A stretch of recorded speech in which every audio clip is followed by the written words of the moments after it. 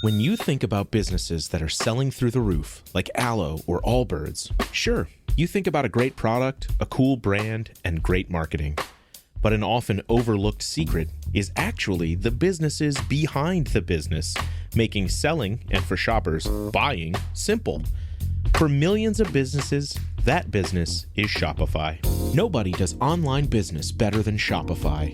It's home of Shop Pay, the #1 checkout in the world. You can use it to boost conversions up to 50%, meaning way less carts going abandoned and way more sales going through to checkout. Sign up for your $1 per month trial period at shopify.com/income, all lowercase. Go to shopify.com/income to upgrade your selling today. That's shopify.com/income. Stop. Stop. Stop. Had enough? Kick out mucus and quiet the cough with Mucinex 12-Hour DM for long-lasting cough and chest congestion relief. Buy Mucinex 12-Hour DM at your local retailer. Use as directed.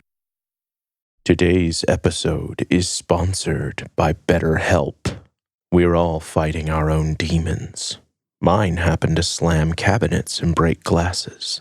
But that's not the case for everyone. Some people are haunted in ways we can't see. Sometimes you need a little help to fight the forces from beyond. You're not crazy. You just might need therapy.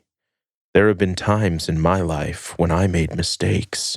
I have skeletons in my closet, and they're not all former hosts of Disturbed. When I don't think I can do it on my own, therapy can help me see the best path forward and make sense of all the mystery. If you're thinking of starting therapy, give BetterHelp a try. It's 100% online and is designed to fit your schedule and your needs on your time. Overcome your fears with BetterHelp. Visit betterhelp.com/DTHS today to get 10% off your first month. That's BetterHelp, HELP.com/DTHS. This content may not be suitable for all audiences. Listener discretion advised. I felt so angry and upset that she had gone to such extreme lengths. It still creeps me out wondering how he knew all that information about me. I'm so glad I've moved away since then. Be careful. Just because someone seems harmless doesn't mean that they are. And if you're a people pleaser, people tend to target that. From Killer Podcasts, true tales of horror, bizarre happenings, unexplainable events. This is Disturbed.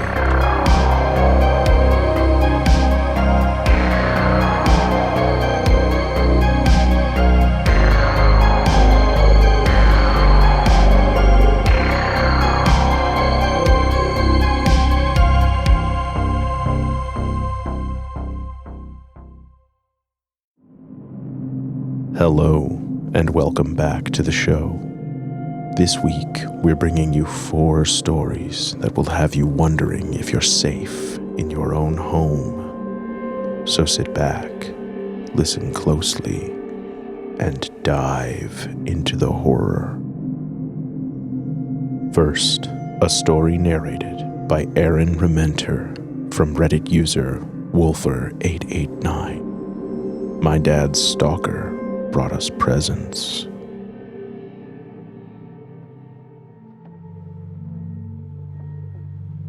This story takes place in 1997 when I was 8 years old. My parents had gotten divorced several years prior, so my little sister, who was 2 years younger, and I used to stay with our dad every other weekend.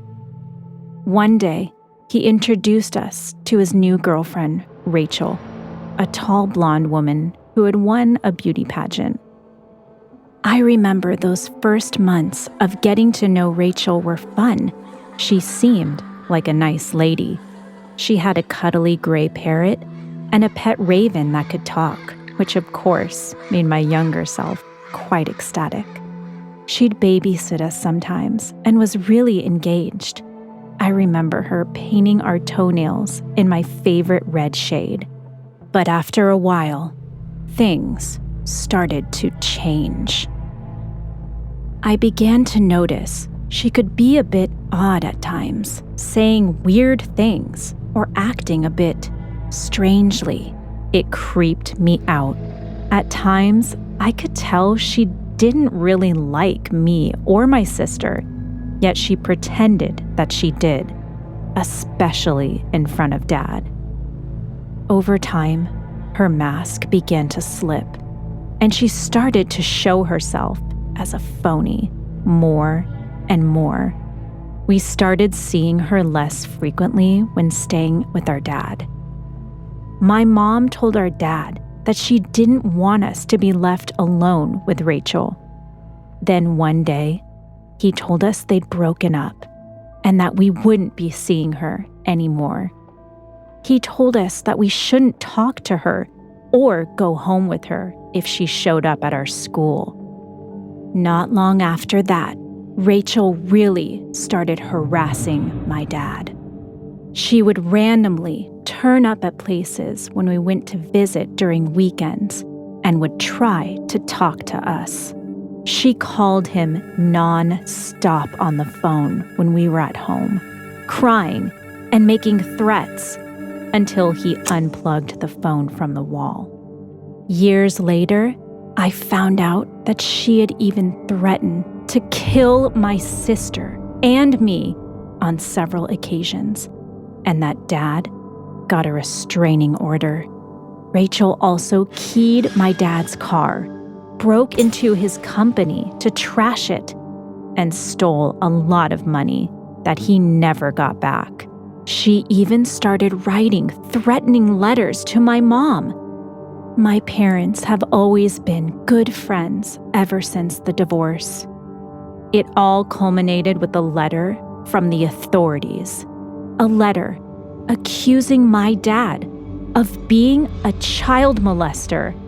I still vividly remember how Mom sat us down in our room, holding the letter, a deep look of concern on her face, asking if Dad had ever touched us inappropriately, which, of course, he never has.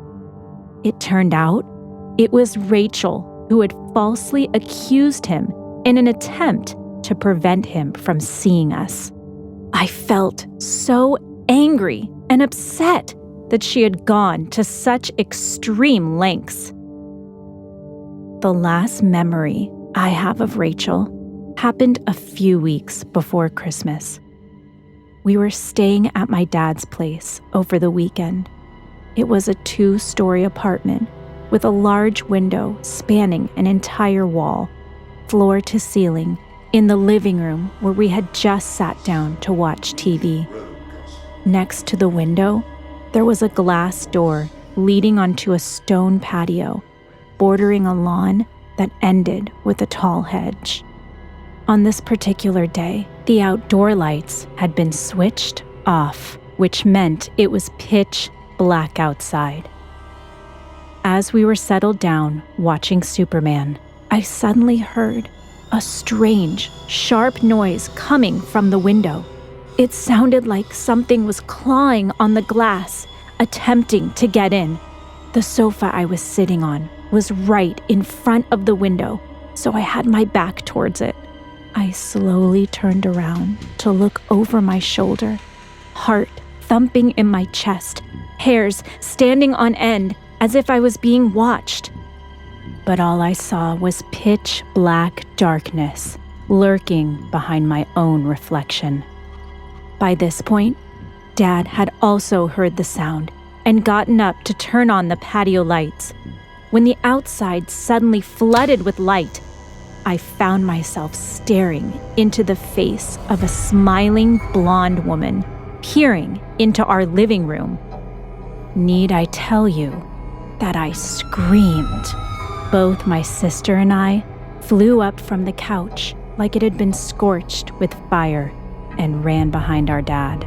When I looked toward the window again, I saw Rachel with both of her hands up against the glass, tightly cupped beside her face, looking inside. The patio door was right next to her. I tugged on my dad's shirt and whispered, "Is the door locked?" as she reached for the handle. That millisecond of doubt flashing across my dad's face still haunts me to this day. Rachel truly looked like a madwoman as she furiously jerked on the locked handle, attempting to get in, briefly pausing to peer through the glass now and again. I remember thinking Dad looked oddly calm as he ushered us around the corner wall, telling us to stay out of sight. As he walked toward the patio door, we begged him not to go outside, thinking she could have a knife hidden somewhere. He opened up a small crack in the door, firmly holding on to the handle, and asked what the hell she was doing in his backyard. She tried to get him to let her in, putting on a big smile and tossing her hair, but Dad wouldn't budge, telling her to leave or he would call the cops.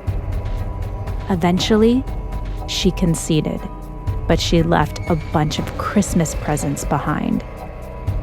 Once Rachel was out of sight, Dad went outside to make sure she was really gone, picking up the gifts she had left behind on his way back. None of us wanted anything to do with the presents, so they ended up in the trash, still fully wrapped. I'll never know if they were just normal gifts or something far more morbid. But perhaps it's better not knowing.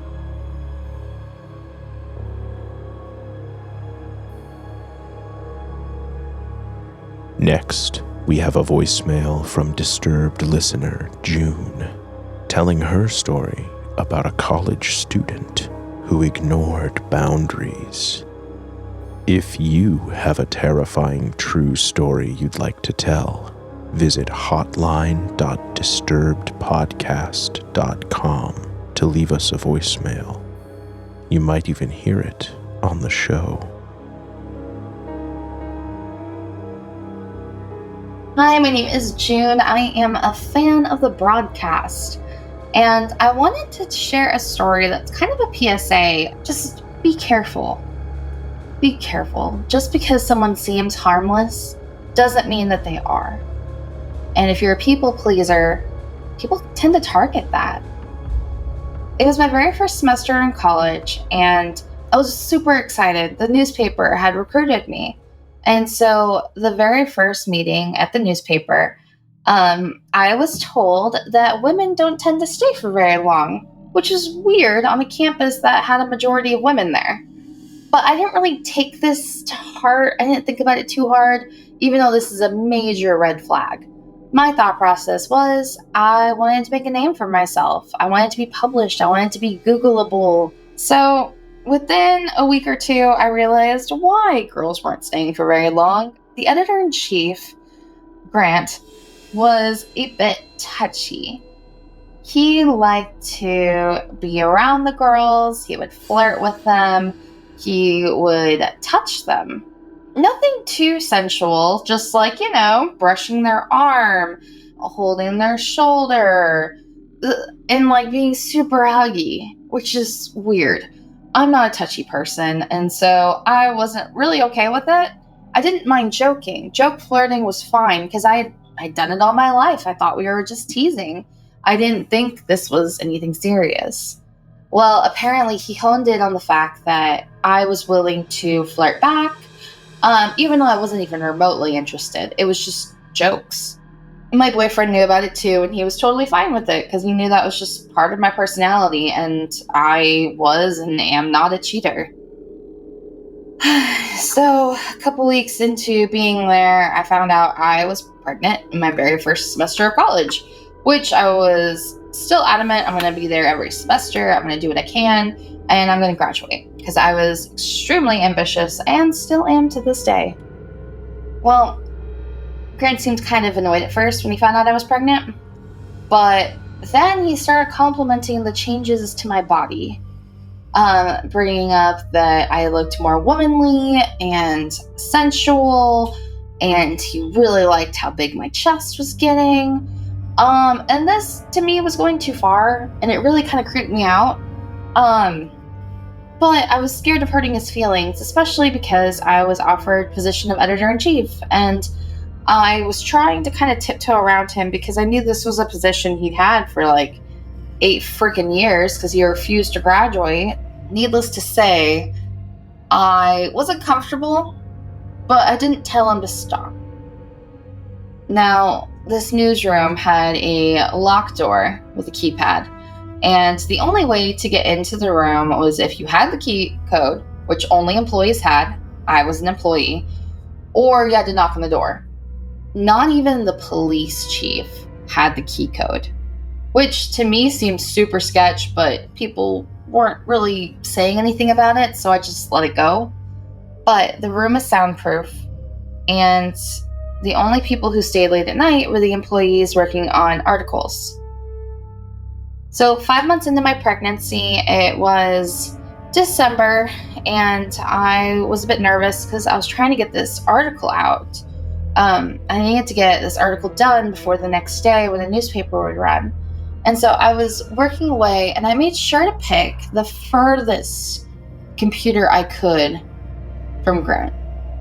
He decided to stay late too, and he was playing music. It didn't look like he was actually working on anything. He was just chilling out. And then our digital photographer left, and it was just me and him. It was about 11 o'clock at night or so, and I just wanted to get this done so I can go home, lay down, chill out, whatever.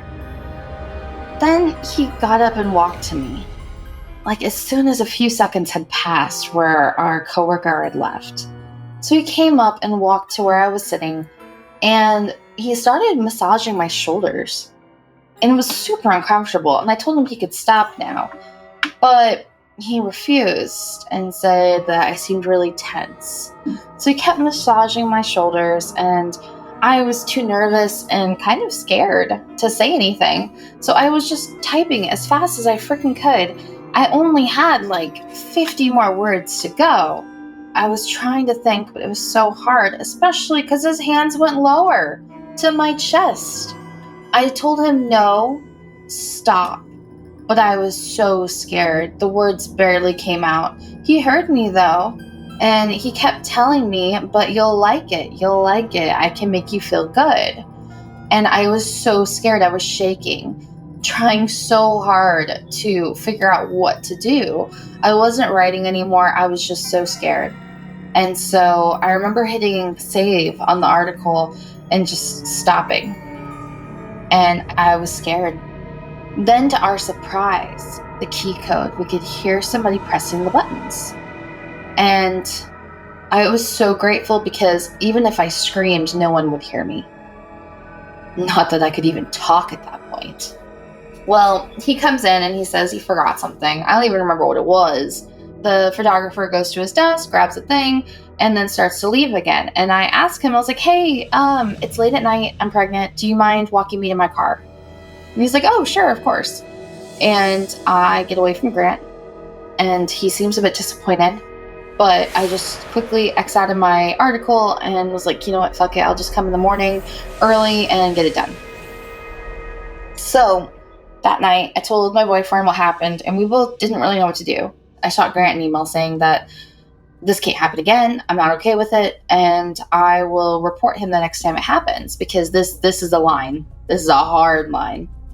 Well, he responds saying that he's really close friends with the police chief. And even if I did talk to anybody, he's got such a nice rapport with the college. He's been there for so long that they wouldn't do anything. So I was scared because I knew he'd been friends with the police chief. And I knew that they just wouldn't take my side. There was no way. Well, a year later, the police chief got switched out because it turned out he had child pornography on his work computer. And the FBI got involved in everything. It was a whole scandal. And Grant had tried to testify on his behalf, and it just didn't work out because it's child pornography. Like, what are you doing? So I saw that a friend of mine who worked kind of with the newsroom, but kind of with a charity organization attached to it, she posted this really angry post on Facebook about like how a guy friend of hers decided to start touching her without her permission, and she was so not okay with it. So I had a feeling it was him. So I messaged her and asked, and sure enough it was. And it turned out that since me, he had messed with 3 other girls, all of which was assault. And so I immediately filed a report with the police department on campus, and I told them, I was like, I'm scared because he said he has ties and connections. And that's when they told me about the police chief and how a lot of his followers had gotten swapped out, and now he just doesn't have as much influence with them as he did before. And it took me very seriously. Out of all the victims, I had the most proof. And so we were able to take him to court, and he got fined because the proof I had, I mean, at that point it was just groping. And there was no proof that had our coworker not entered that it would have gone farther. So he got fined, and that was it. Then I decided to tell the school, and the school was very mad at me for going to the police. And they said that had I gone to them, they would have launched the investigation. Well, they launched the investigation and said there was not enough evidence, which I laughed at because there was enough evidence to get him fined. Thanks to all the pressure, though, he voluntarily left the school. And so I have been wary about going to the school ever since, upset with the school for ignoring me despite the evidence, and to this day, I am wary about guys who are flirtatious. I found out his MO was to look for insecure girls who were people pleasers. And so please be careful out there. And not everyone is your friend, and flirting can be dangerous.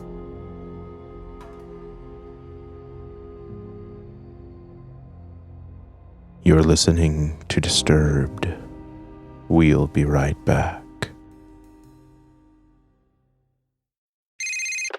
Hey, it's me, the Quenchies. I'm that late afternoon craving you just can't shake. Wait, what's that? Welch's Grape Aid? No! Made with real fruit and no added sugar, nothing answers the call of the Quenchies like Grape Aid. Got the Quenchies? Grab a Grape Aid in your juice aisle. Say you're a professional landscaper. You're not just tough, you're professional grade, and so are your tools. Because you got best-in-class Echo X Series products. You got a perfect balance of power, weight, and performance from a professional-grade 56-volt battery system. Max-out battery tech that gives 100% power till a 0% charge. Echo X Series means best-in-class tools for best-in-class pros. So when we say Echo is professional grade, we mean it. Echo. Power on and on.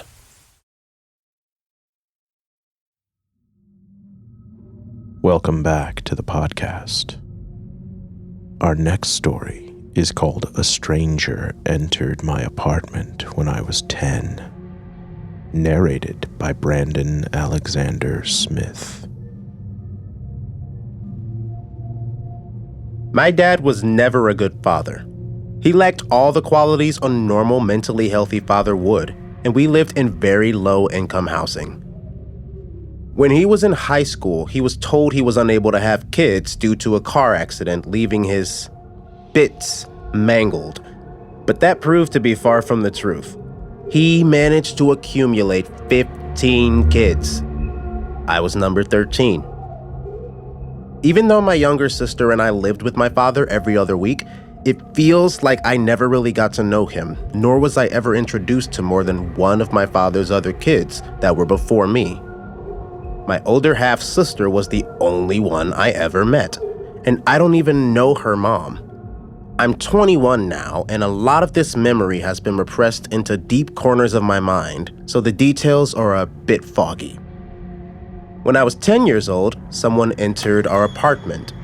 I can't remember what his name was, but he claimed to be one of my father's long-lost children. He seemed to be in his late teens to early 20s and asked if he could stay with us for a while he attempted to get back on his feet after moving here to Oregon from California.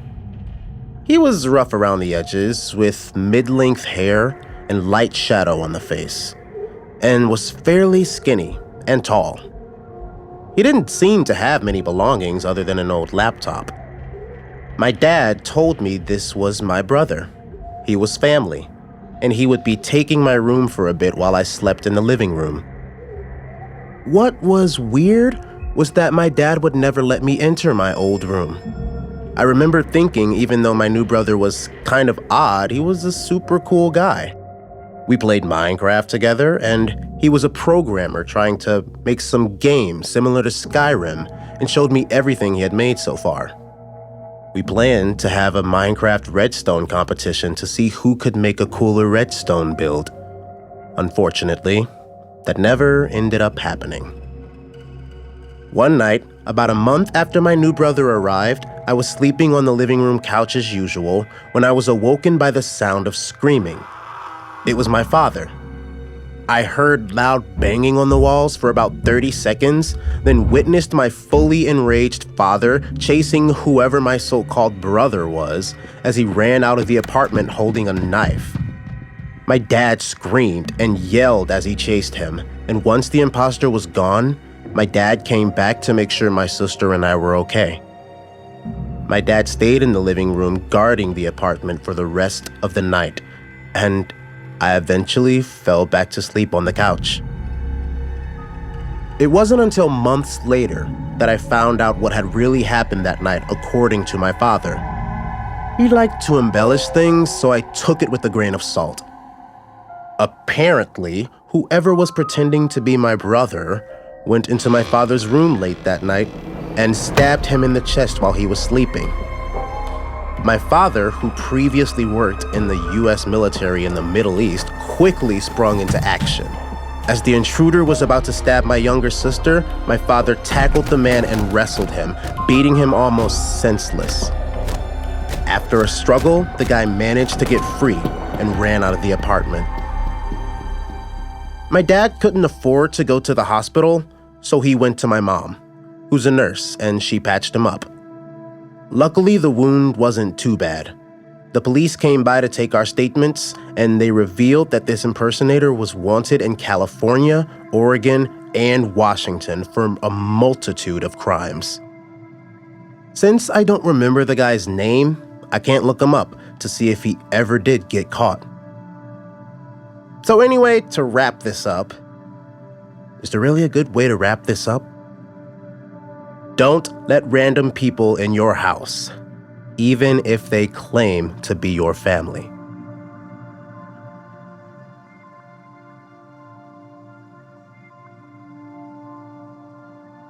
Our final story is narrated by Kyra Cornett from r/Creepy Encounters. Creepiest Uber driver I have ever encountered.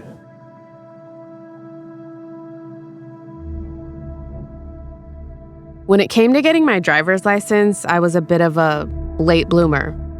Since I lived in the city, this wasn't a big deal, as walking, public transport, and rideshare apps were all extremely accessible, and I had no trouble getting to where I needed to go. Most of the time, I used Uber to get to work, and I met a lot of the local Uber drivers, some of which knew me by name. I had a few encounters with creepy drivers, but only one really sticks out and scares me to this day. I was maybe 23 at the time, working an office job downtown, and I ordered an Uber to take me home from work. Everything was pretty normal at first. I hopped in, we said our hellos, he confirmed the address, and we started driving. The driver was a heavyset, smiley guy in his mid-30s. He was continually glancing at me in the rearview mirror, more than I was used to. Almost immediately, he told me that he'd picked me up before. I didn't recognize him, but as someone who'd Ubered almost daily, this didn't strike me as odd. But then the things he was saying started to get really weird. He asked me why I didn't still work at my former job. I was surprised and a little bit alarmed that he remembered where I used to work. as I hadn't worked there since I was 19. He apparently remembered me from 3 or 4 years ago. He also remembered my hometown, where I went to high school, college, what I was studying, and how many siblings I had. All of this might not be too odd for an attentive and friendly driver, except that I was never a talkative passenger and usually avoided small talk and kept quiet in Ubers. I have no memory of ever telling any Uber driver this specific information. When asked, I would give vague answers such as, "Oh, about 40 minutes south," or "Yeah, I've got some siblings, but I'm not close with them." I always avoided giving details to strangers who knew my address. So it was extremely weird to me that he remembered such detailed info about me. He then went on to ask a bunch of personal questions, such as my relationship status, what year I graduated high school, and where I like to go out with friends. He also knew about my male roommate somehow, and inappropriately asked about my relationship to him. At this point, I was getting extremely uncomfortable, and my answers were becoming more and more curt, but he was not taking the hint. I got to the point where I stopped cooperating with his questioning and just started giving vague one-word answers, or pretending not to hear the questions until he gave up asking and moved on to the next. All in all, he knew quite a bit of personal information about me and had unabashedly asked for more. Despite my obvious discomfort, he did not stop questioning me about my personal life for the entirety of the 10-minute drive, all while glancing back at me through the rearview mirror at every opportunity. Toward the end of the ride, he began complimenting me, telling me that my name was pretty and that I was very beautiful and smart. He even said that he hoped we were paired again because I was his favorite writer. Upon approaching my apartment, he asked which door was mine so that I wouldn't get wet. It wasn't raining. Obviously, I told him my landlord's door, but he pulled up to my door anyway. Before he unlocked the car doors, he turned around to smile at me and said, "This is the longest ride we've taken together." Then he said he hoped to see me soon and told me to have a good night. I got out, walked around the side of the building, and waited for him to leave before immediately reporting him. Thankfully, this was back when Uber had real humans for customer service, and they responded that they would be blocking him from matching with me for future rides and would be investigating whether he would be allowed to use the app anymore. I took the bus for the next few weeks and never saw him again. I also never had another Uber ride like that again. It still creeps me out wondering how he knew all that information about me. I'm so glad I've moved away since then.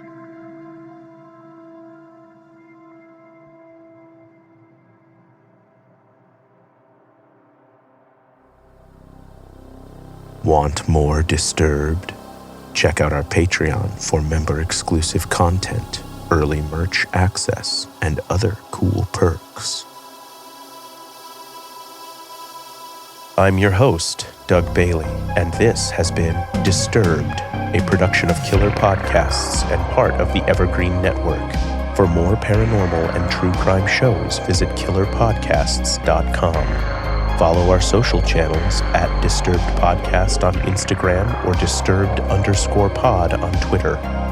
If you enjoyed the show, please consider subscribing and reviewing on your favorite listening platform.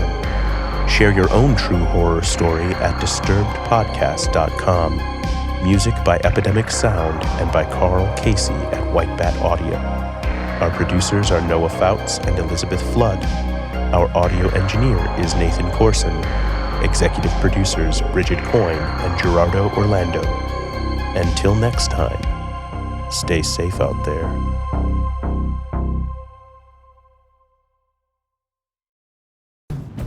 The Honda Ridgeline, Passport, and Pilot are in a league of their own when it comes to rugged capability. Their relentless power and versatility make these vehicles the ultimate challengers for exhilarating adventures and formidable terrain. But it's not just performance that makes these cars special. It's the unwavering determination that inspires everything we do. That's why we're KBB.com's best value brand of 2024.